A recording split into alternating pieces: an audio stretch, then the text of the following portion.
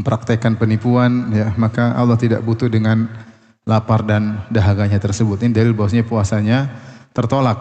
Oleh karenanya para salaf dahulu berkata, ghibah membatalkan pahala puasa. Bahkan sebagian salaf berpendapat, sebagian ulama, kalau tidak salah Ibnu Hazm, berpendapat siapa bermaksiat puasanya batal, bukan cuma pahalanya, puasanya juga batal. Namun yang benar, wallahu alam bisawab, yang batal cuma pahalanya. Oleh karenanya Jabir bin Abdullah berkata, "Idza sumta falyasum sam'uka wa basaruka wa lisanuka minal kadhib wal ma'tham." Jika engkau sedang berpuasa, maka pendengaranmu juga puasa, matamu juga puasa, lisanmu juga puasa dari dusta dan dosa. Maka ini yang harus kita perhatikan, bahkan ini yang lebih utama untuk kita perhatikan. Karena ternyata tujuan puasa adalah la'allakum tattaqun. Allah berfirman, ya ayyuhalladzina amanu kutiba alaikumusyamu kama kutiba alladzina min qablikum la'allakum tattaqun. Wahai orang yang beriman, diwajibkan sekalian berpuasa sebagaimana diwajibkan umat-umat sebelum kalian agar kalian bertakwa. Jadi puasa itu sarana, goyahnya takwa. Kalau ternyata sarananya tidak mengantarkan kepada goyah, sarana ini tidak ada faedahnya. Tidak ada faedahnya.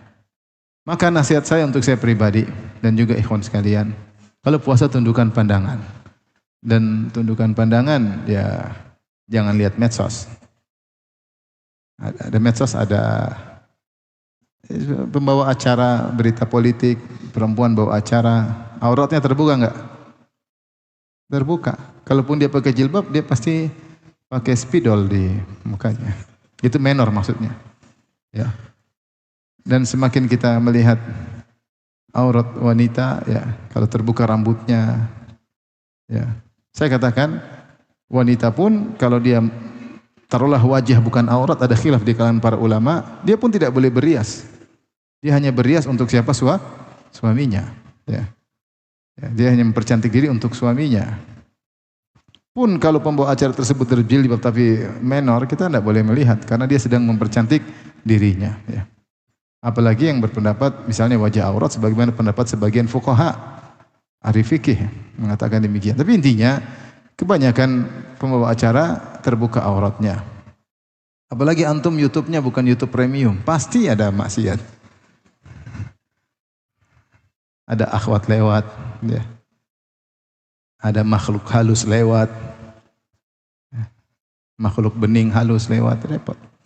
Oleh karenanya tidak ada cara agar kita selamat kecuali kita mengurangi interaksi dengan medsos. Interaksi kalau darurat, ada perlu karena urusan bisnis. Kalau tidak, kita hanya buang-buang pahala puasa kita. Hanya buang-buang pahala puasa kita. Kita enggak tahu satu pandangan yang haram ini menghilangkan berapa banyak pahala puasa kita. Ya. Maka seorang berusaha menundukkan pandangan. Kalau di jalan, di Bandung lihat cewek, astagfirullah gitu. Jangan bilang alhamdulillah ya. Ini godaan. Astagfirullah. Ya, ujian, ini apa?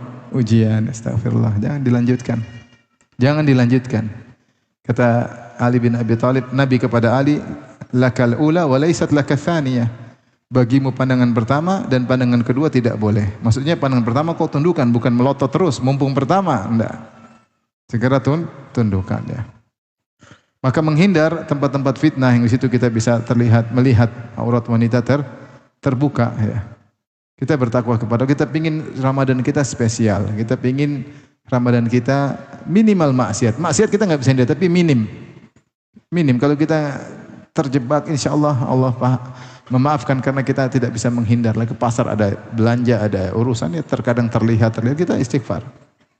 Ya, tapi kalau kita menyengaja untuk melihat maksiat itu masalahnya. Melihat maksiat, mendengar maksiat, kita lihat pertengkaran orang di medsos, kita hindarilah. Ini bulan Ramadan. Jangan sampai amalan kita menjadi hilang. Ini perlu kita seriusin. Harus kita seriusin. Jangan maksiat. Maksiat mata, maksiat telinga, maksiat lisan, jauhi semaksimal mungkin. Kemudian bukan cuma meninggalkan maksiat. Di antara adab dalam berpuasa, ini tips yang ketiga agar kita bisa optimal, yaitu meninggalkan perkara yang sia-sia dan beradab dengan adab yang baik. Rasulullah SAW bersabda, "Fa idza kana yaumu siyami ahadikum fala yarfath wala yaskhab wala yajhal. Kalau hari sedang berpuasa, maka jangan kalian melakukan rafath. Rafath ini ditafsirkan sebagai ulama, maksudnya jangan berkata-kata kotor, kata-kata yang tidak layak. Wala yaskhab, jangan teriak-teriak, karena teriak-teriak perbuatan yang sia-sia, yang tidak adab bagi seorang yang sedang berpuasa. Wala yajhal, dan jangan berbuat kejahilan, yang berbuat maksiat. Wa in sabbaka ahadun, jika salah seorang, wa in sabbahu ahadun, kalau ada orang mencela dia atau syatamu au qatalahu, memakinya atau ngajak berantem, falyakul inni mru'un shaim, maka katakanlah kepadanya saya sedang berpuasa. Ini ditafsirkan dengan dua tafsir. Ada yang mengatakan ingatkan dirinya sendiri, kamu sedang puasa, jangan diladeni. Atau dia ucapkan yang ini zahirnya, dia ucapkan kepada orang tersebut, mohon maaf saya sedang berpuasa, yaitu jangan ganggu saya, tolong hormati kondisi saya sedang apa? Berpuasa. Karena ketika kita berpuasa itu argo pahala jalan sejak terbit fajar sampai terbenam matahari. Orang dalam kondisi yang indah sedang beribadah. Orang berpuasa itu pahala jalan terus. Maka kondisi yang indah ini jangan dia kurangi dengan melakukan perbuatan-perbuatan yang tidak ada manfaatnya. Makanya Jabir bin Abdullah berkata dalam riwayat Ibnu Abi Syaibah, dia berkata tadi, "Idza sumta falyasum sam'uka wa basaruka wa lisanuka 'anil kadhib wal ma'tham wa da'adzal jar." Ya.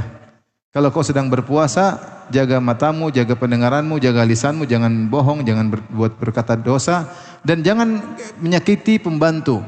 Wa da'adzal khadim, jangan ganggu pembantu. Beradab, kita kan kadang kita karena posisi di atas kita ngomong sama pembantu dengan perkataan yang tidak mengenakan. Kau inilah kita mudah kita marah, mudah kita bentak, mengganggu dia. Bulan Ramadan jangan ya. Jangan. Ya.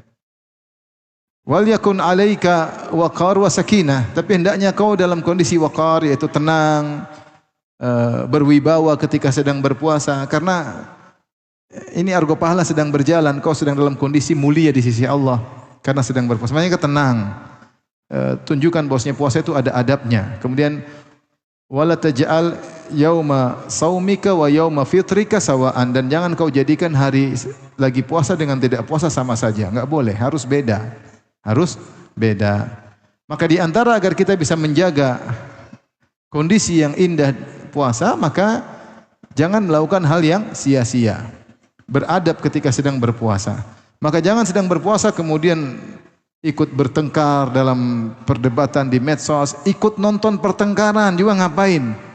Ini mencuri pahala puasa kita. Udah enggak usah itu, ngapain? Buang-buang umur, buang-buang waktu. Hanya menjadikan spekulasi dengan amalan puasa kita, menyangka kita dapat kemenangan, ternyata tidak mendapat kemenangan. Gara-gara kita melakukan hal yang tidak pantas bagi orang yang sedang berpuasa. Makanya segala perkara yang tidak ada faedahnya kita tinggalkan. Di antara ciri orang beriman walladzina hum 'anil lagwi mu'ridun, yaitu orang-orang yang berpaling dari perbuatan sia-sia. Wa idza marru bil lagwi marru kirama, kalau mereka melewati perbuatan sia-sia mereka tinggalkan, mereka tidak nongkrong di situ. Maka saya bilang penghalang besar bagi kita di zaman sekarang di bulan Ramadan adalah medsos, HP. Ini yang paling berat. Yang paling berat. Kalau antum bisa selamat dari medsos, dari HP, antum akan banyak mendapatkan faedah waktu antum akan bermanfaat ya. Antum akan bermanfaat. Makanya tips berikutnya yang keberapa? Yang keempat. Tips berikutnya pelit waktu, sok sibuk ya. Kita tunjukkan sok sibuk. Ada orang, aduh ini bulan Ramadan ya, saya mau diampuni oleh Allah. Enggak apa-apa. Orang aja ngobrol, aduh ini bulan Ramadan ya. Kalau lagi sibuk di grup, mohon maaf karena bulan Ramadan akan datang, saya minta izin live. Semoga kita diberi taufik. Assalamualaikum warahmatullahi wabarakatuh. Sudah keluar dari grup-grup ya. Saatnya kita melarikan diri dari grup-grup yang tidak bermanfaat. Kalau sudah kabur jangan balik lagi. Assalamualaikum. Keluar dengan baik-baik. Kalau kita tidak pelit waktu, terus kita mau baca Quran kapan? Kita mau zikir kapan? Waktu kita habis untuk yang tidak bermanfaat, ngobrol ngalul ngidul sama teman-teman, kumpul teman-teman, komentari WhatsApp yang tidak ada faedahnya. Kalau kerja enggak apa-apa, kerja cari nafkah ya wajib, Ramadan juga harus kerja. Tapi yang jadi masalah yang tidak manfaat waktu ini terbuang-buang. Terbuang-buang. Kalau kita waktu sudah terbuang, kita enggak bakalan bisa beramal soleh. Karena modal untuk bisa beramal soleh harus punya waktu luang. Kalau nggak punya waktu luang, gimana mau beramal saleh? Gimana mau khatamin Quran? Gimana membaca tafsir? Gimana banyak berzikir kepada Allah? Nggak mungkin. Maka kita harus sok sibuk. Lagi baca Quran ada orang yang ngajak ngobrol.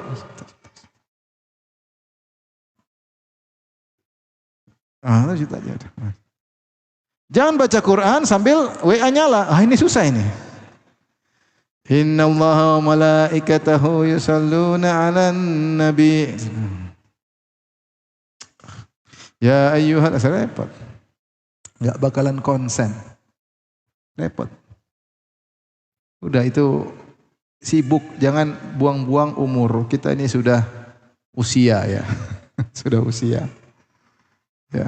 Antum sekarang coba yang umur 30 tahun ke bawah angkat tangan. 30 tahun ke bawah. Yang 30 tahun ke atas? Oh, lebih banyak yang cepat mati daripada udah 30 tahun ke atas sudahlah ya. Udah 30 tahun ke bawah main-main udah selesai. Gen Z sudah selesai. Kita sekarang Gen Z habis Gen Z sudah selesai habis. Huruf terakhir huruf apa? Z ya. Alfa masih ada lagi? Masya Allah, dibikin baru lagi Alfa. Udahlah, kita kapan lagi ya? Saatnya bulan Ramadan kita sok sibuk untuk berkhalwat dengan Allah Subhanahu wa taala. Jika tidak, kita Ramadan hanya seperti yang kemarin atau lewat begitu saja, tidak ada produktivitas yang bisa kita andalkan. Tidak ada. Baca Quran juga seadanya, terjemahnya pun tidak dibaca, tafsir juga tidak dipahami. Apa yang mau kita andalkan kalau kita nggak punya waktu? Sibuk buang waktu, makanya yang tidak bermanfaat tinggalkan di bulan Ramadan. Ingat tadi, kata salaf, satu tasbih lebih afdol daripada 1000 tasbih di waktu yang lain. Nah, semua kemudian kita ngapain buang-buang waktu. Oleh karenanya sok sibuk, segala kegiatan yang tidak bermanfaat tinggalkan. Alasan apa? Ramadan, saya memperbaiki diri. Bismillah ya. Ngajar istri juga, bahwasanya kita harus optimal waktu. Maka para ulama memberi saran, kalau memang punya duit, sebelum Ramadan segala kebutuhan dibeli kalau memang mampu. Yang mau dibeli baju lebaran, beli sebelum Ramadan, suruh pilih sekarang mana beli lebaran. Yang perlu kerjaan sebelum Ramadan dikerjaan, kalau bisa selesaikan. Kalau kita di Madinah dulu, ya sudah, mau apa beli barang-barang, masukin freezer, sudah yang bisa buat tahan lama, sehingga tidak banyak keluar sana, keluar sini, waktu terbuang. Ibu-ibu juga, jangan kemudian bulan Ramadan habis untuk coba makanan hari ini, besok makan ini, sehingga waktu dia untuk masak bisa 3 jam sendiri. Ya masak bagus, tapi jangan sampai malah coba-coba makanan ketika di bulan Ramadan. Kita bulan Ramadan bukan bulan makan-makan. Ini bulan puasa. Bulan puasa, maka makan itu seperlunya agar kita bisa optimal puasa, bukan malah habiskan waktu. Zuhur sudah sibuk, pesan ini, pesan anu, makan. Kemudian asar mulai sibuk. 6 jam sendiri habis buat buka puasa. Ngapain? Sudah beli aja Gojek selesai. Hemat waktu. Beli tetangga yang sudah masak gorengan, tinggal beli selesai sudah. Habis besok gorengan apa? Udah tinggal beli. Kalau punya uang ya. Kalau nggak punya uang ya udah ke masjid nunggu apa? Takjil. Iya, mau saya waktu itu kalau kita nggak manage, kalau kita nggak hargai akan terbuang. Itu masalahnya situ. Kalau sudah terbuang kita nggak bisa ngapa-ngapain ya. Baca Quran nggak selesai. Baca Quran sih ngobrol, kita telepon sana telepon sini. Baca Quran tuh HP matiin, udah baca Quran fokus. Nah, ini di antara tips yang penting agar kita bisa optimal. Kemudian di antara tips juga yang berapa? Yang kelima, banyak berdoa. Karena bulan dikabulkan doa bulan Ramadan. Dalilnya banyak, di antaranya tadi dalam suatu riwayat Futtihat abwabus sama, dibuka pintu-pintu langit ketika bulan Ramadan. Di antara tafsiran para ulama, dibuka pintu-pintu langit yaitu mudah dikabulkan doa. Selain mudah diterima amal, mudah dikabulkan doa. Kemudian dalam surat Al-Baqarah ayat 186 Allah sebutkan wa idza sa'alaka ibadi anni fa inni qarib ujibu da'watad da'i idza da'an. Jika hamba-hambaku bertanya kepada engkau tentang aku ini dekat, aku mengabulkan doa orang yang memohon berdoa kepada aku. Ayat ini kata Ibnu Katsir Allah selipkan di antara ayat-ayat puasa. Ayat 183, ya ayyuhalladzina amanu kutiba alaikumusiyam. Wahai orang beriman, diwajibkan puasa. Kemudian ayat 184, ayyaman ma'dudat, faman kana minkum dan seterusnya. Kemudian ayat ke-185, syahrul ramadhan alladzi unzila fihil Qur'an, tentang Ramadan. Ayat 186 tentang doa. Ayat 187 tentang Ramadan lagi. Uhilla lakum lailatas siyami rafathu ila nisaikum. Jadi 183 tentang Ramadan, 184 tentang Ramadan, 185 tentang Ramadan, 186 tentang doa, 187 tentang Ramadan lagi. Kata Ibnu Katsir, tidaklah Allah menyelipkan ayat tentang doa kecuali untuk menunjukkan bahwasanya bulan Ramadan atau orang berpuasa itu doanya mudah dikabulkan. Dan tidak ada ruginya kita banyak doa. Doa itu pasti dikabulkan. Dalam sebagian riwayat dikabulkan dengan 3 bentuk, dalam sebagian riwayat dikabulkan dengan 4 bentuk. 3 bentuk itu apa? Tidaklah seorang muslim, kata Nabi, berdoa bidu'ain laisa fihi ithmun wala qati'ah. Tidak seorang muslim berdoa dengan doa apapun selama doanya tidak berisi dosa ataupun mutus silaturahmi. Maksudnya berdoa misalnya, ya Allah mudahkan saya mudahkan saya bisa berzina misalnya, waliyadzubillah, mudahkan saya bisa korupsi misalnya, ya waliyadzubillah. Ini namanya doa untuk bisa berdosa ya. Atau untuk memutuskan silaturahmi, ya Allah mudahkan, jauhkanlah aku dari ayahku, jauhkanlah ibuku dariku, pisahkanlah aku dari kakakku. Ini semua doa memutus silaturahmi. Selama doa bukan dosa dan bukan silaturahmi, maka dikabulkan, tapi dikabulkan dengan cara Allah, 1 dari 3. Pertama, yu'ajjal lahu, dikabulkan di dunia. Bisa langsung, bisa tertunda, tapi dikabulkan di dunia. Kita semua harapkan dikabulkan di dunia segera, tapi terkadang Allah kabulkan dengan penundaan. Ternyata ada yang lebih baik, yaitu dikabulkan di akhirat. Coba menurut logika kita, mana yang lebih baik, dikabulkan di dunia atau di akhirat? Di akhirat. Akhirat dapat pahala, ganjaran abadi, surga. Tapi kita pengennya di mana? Di dunia. Tapi belum tentu Allah kasih. Atau ayusrafa anhu minasu'i misluhu, atau dipalingkan keburukan semisal apa yang dia minta. Ini jadi kemungkinan pertama dikabulkan, kemungkinan kedua dikabulkan di dunia, kemungkinan kedua kabulkan di mana? Di akhirat, kemungkinan ketiga dipalingkan kemudaratan darinya, ini juga di dunia. Kemungkinan yang keempat dalam riwayat sebagaimana disebutkan oleh Ibnu Rajab Al-Hambali, diampuni dosanya. Dalam hadis kata Rasulullah SAW, Allah berfirman, Ya bani Adam, innaka ma da'autani wa rajautani ghafartu laka ala ma kana minka wala ubali. Wahai anak Adam, selama kau berdoa kepadaku, selama kau berharap kepadaku, aku ampuni dosa-dosamu dan aku tidak peduli. Di situ kata Allah, ma da'autani, selama kau berdoa kepadaku. Maka ada kemungkinan keempat dalam sebagian riwayat, yughfar lahu ma qad madha, diampuni dosanya yang telah lalu ya. Oleh karenanya tidak ada ruginya kita berdoa di bulan Ramadan.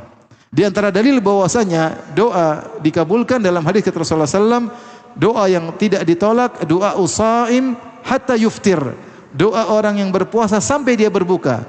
Jadi selama dia berpuasa, dia doanya dikabulkan dan mudah dikabulkan. Maka jangan lupa di sela-sela kita puasa kita berdoa. Antara adzan dan iqamah jangan lupa berdoa. Ketika sholat, kita lagi sholat sunnah, fokus. Ketika sujud berdoa, ketika tasyahud akhir berdoa ya. Ini diantara yang dianjurkan. Dan yang paling utama adalah doa menjelang berbuka. Doa menjelang berbuka. Dalam riwayat doa usaim hina yuftir, ketika dia sedang berbuka. Dan kata Syekh Utsaimin rahimahullah, ketika sedang berbuka terkumpullah segala keharapan kepada Allah. Dia lagi lapar-laparnya, lagi dahaga-dahaganya, di penghujung ibadah, kemudian dia berdoa kepada Allah. Maka ini sangat mudah dikabulkan. Dalam sebagian riwayat inda fitri, ketika sedang berbuka, yaitu menjelang sedang berbuka, setelah berbuka sedikit. Sebagian dalam riwayat doa berbuka, dhahabat dhama'u wabtallatil uruqu wa thabatal ajru. Insyaallah itu setelah berbuka kita baca ini. Jadi intinya doa kapan saja, perbanyak doa. Doa diri kita untuk akhirat kita, doa orang tua untuk orang tua kita. Udah lama kita enggak doain mereka. Doa buat anak-anak kita, buat istri-istri kita, buat kawan-kawan kita. Ada yang salah kah? Doa buat teman-teman kita. Saya lafal jamak semua. Doain semua. doain. Kapan lagi bulan Ramadan? Dan tidak ada ruginya. Doa itu sendiri, taruhlah tidak dikabulkan, dia afdalul ibadat, ibadat yang paling mulia. Taruhlah tidak dikabulkan, dia sendiri sudah merupakan ibadah. Karena tertampaklah kehinaan seorang hamba di hadapan Allah ketika dia sedang berdoa. Dan Allah suka kondisi seperti itu, ketika seorang dalam kondisi hina dina, menghinakan dirinya, mengakui keagungan Allah, dia angkat tangan, apalagi dia menangis berdoa, itu Allah paling suka kondisi seperti itu. Karena itu bukti dia seorang hamba. Maka kelanjutan dari itu, yang keberapa sekarang? Selain sering banyak berdoa, yang keberapa? Yang ke-6, banyak berzikir. Banyak berzikir. Ibnu Taimiyah rahimahullah ketika ditanya tentang amalan terbaik, dia bilang amalan terbaik bermacam-macam, variatif, sesuai dengan kondisi manusia yang bervariasi. Tetapi secara umum kata dia, di antara amal terbaik secara umum adalah banyak berzikir. Banyak berzikir. Dan dia bilang minimal zikir adalah zikir-zikir yang keseharian Nabi SAW. Jika engkau melakukan zikir keseharian Nabi, engkau disebut termasuk orang-orang yang banyak berzikir. Contoh, zikir pagi petang jangan tinggalin. Contoh, zikir bangun tidur, zikir mau tidur, zikir masuk toilet, zikir keluar dari toilet, zikir masuk masjid, keluar masjid, zikir keluar rumah, masuk rumah, zikir naik kendaraan, zikir mau apapun, mendatangi istri kalau di malam hari. Dengan zikir-zikir harian yang Rasulullah ajarkan, maka kita insyaallah termasuk dari orang yang banyak mengingat Allah. Yang Allah sebutkan dalam surat Al-Ahzab, innal muslimina wal muslimati wal mu'minina wal mu'minati wal qanitina wal qanitati was sadiqina was sadiqati was sabirina was sabirati wal khashi'ina wal khashi'ati wal mutasaddiqina wal mutasaddiqati was saimina was saimati wal hafidhina furujahum wal hafidhat wal dzakirina Allah katsiran wal dzakirat a'addallahu lahum maghfiratan wa ajran 'azima. Dan laki-laki yang banyak mengingat Allah dan wanita yang banyak mengingat Allah, Allah siapkan bagi mereka ajran 'azima, ampunan dan ganjaran yang besar. Jadi jangan lupa zikir-zikir yang sudah kita hafal, yang belum kita hafal kita mulai hafalkan, kita terapkan dalam keseharian kita. Doa masuk pasar, doa naik kendaraan, doa masuk suatu kota, kegiatan. Jangan lupa banyak doa. Ya. Insyaallah kalau kita sering berzikir, kita sering ingat Allah Subhanahu wa taala. Di antara ibadah agung adalah berzikir ketika sedang berpuasa. Dan di antara zikir yang afdal adalah baca Al-Qur'an. Banyak baca Al-Qur'an dengan tadabbur. Saya baru kemarin isi pengajian tentang tadabbur di bulan Ramadan. Kalau ada waktu tolong didengar karena pembahasannya panjang. Tadabbur di bulan Ramadan, ya. Kemudian yang terakhir, keberapa ini? Ketujuh, waktu-waktu prime time jangan disia-siakan. Di antara waktu prime time untuk orang berpuasa adalah ketika sahur, sepertiga malam terakhir secara umum, dan ketika berbuka. Ketika berbuka. Dalam hadis riwayat Al-Imam Al-Bukhari, Anas bin Malik bercerita, Zaid bin Sabit radhiyallahu anhu berkata, tasaharna ma'a Rasulillah. Kami bersahur bersama Nabi sallallahu alaihi wasallam. Ini dalil tentang bolehnya sahur berjamaah, ya. Sahur sahur bersama, ya. Jadi bukan bukber aja, ada sarber, sarber, sahur bersama, ya. Tasahar nama. Kemudian semua koma ila salat. Kemudian Rasulullah sallam bangkit untuk salat.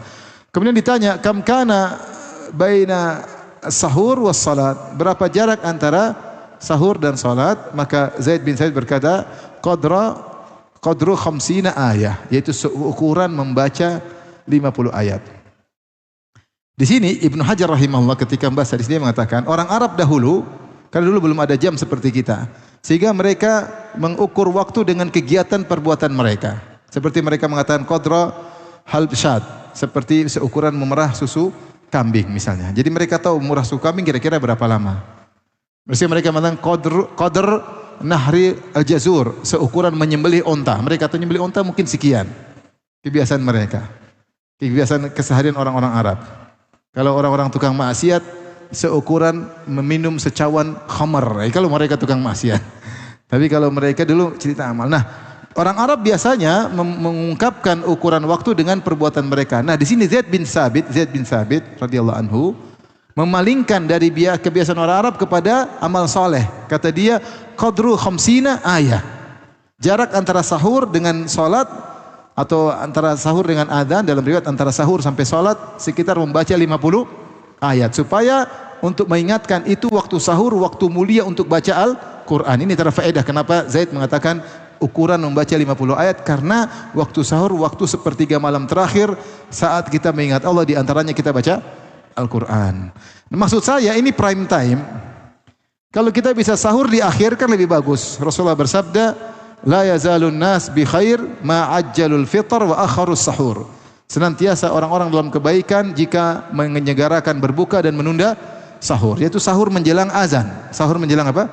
Azan. Karena disebutkan 50 ayat tadi, dalam riwayat dipahami antara selesai sahur dengan azan. Dalam sebagian riwayat antara sahur sampai sholat.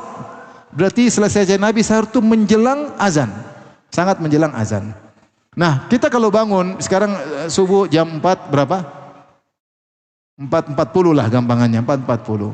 Mungkin kita bangun jam 3. Kita sahur berapa menit? Kalau menunya banyak, setengah jam. Tapi kalau nasi goreng 5 menit selesai. Nasi goreng ceplok telur selesai. Tapi kalau ini ada dessertnya, ada anunya, ya itu setengah jam. Tapi kalau cuma batagor 10 menit sudah selesai ya. Nah, jangan kita di waktu sahur tersebut kita ngalor ngidur ngobrol sana sini ngabisin waktu ini, padahal waktu an-nuzul al-ilahi, waktu Allah turun ke langit dunia. Dan Allah berkata, hal min da'in fa'astajiba lahu. Adakah orang berdoa akan aku kabulkan doanya? Fahal min sa'ilin fa'utiya su'lah. Adakah yang memohon aku kabulkan permohonannya? Wahal min mustaghfirin fa'aghfirullah. Adakah yang minta ampun akan aku ampuni? Maka ini prime time. Ya, tadi isyarat dari Zaid bin Thabit, jangan sampai kita lalaikan. Kalau sahur masih ada waktu, zikir kek, berdoa kek, baca Quran kek. Jangan kemudian ngobrol 1 jam di waktu sahur. Sayang. Yang punya bacaan Quran belum selesai, lanjutkan dulu. Ini prime time. Keselingi baca Quran, ada ingin tiba-tiba terbetik dalam hati, angkat tangan berdoa. Tiba-tiba terbetik dalam hati ingin sesuatu, angkat tangan berdoa, puji Allah, bersolawat, berdoa kepada Allah, selesai. Ini jangan disia-siakan. Kemudian prime time kedua yang sering dilalaikan adalah menjelang berbuka. Tadi sudah sebut menjelang berbuka itu waktu paling utama berdoa. Nah, kita menuju ke situ. Kalau kita baca Quran dulu 1 juz, 2 juz sebelum berbuka, itu doanya nikmat benar. Karena kita ada mukaddimah ke situ. Jangan ngabuburit nonton layangan. Ini zaman dulu ya, ngabuburit. Sekarang nggak ada lagi nonton layangan. Sekarang ngabuburit nonton Korea. Ya, ngabuburit sendiri artinya apa ngabuburit? Itu bahasa apa itu? Artinya apa ngabuburit? Oh, menunggu, memang artinya menunggu waktu apa? Nah, ngabuburit yang benar baca Quran. Ngabuburit baca Quran. Nunggu waktu azan, ngisi waktu luang, prime time kita baca Al-Quran. Atau yang bermanfaat, baca Al-Quran kayak baca buku kayak dengar kajian kayak, sehingga jiwa kita tersiapkan untuk konsentrasi berdoa menjelang berbuka. Jangan kemudian lihat lomba motor, lomba layangan, di mall nunggu berbuka lihat cewek, oh Allah. Habis. Kena roaming cereng, Astagfirullah. Habis. Bisa jadi minus. Bisa jadi apa? Minus ya. Sayang ya. Masih sering candain. Dulu teman-teman punya, sebagian kawan-kawan punya, atau orang lain punya program umroh. Habis umroh jalan-jalan ke Mesir, nonton tarian perut. Subhanallah. Ente baru pulang umroh, pahala full, kena roaming internasional, habis.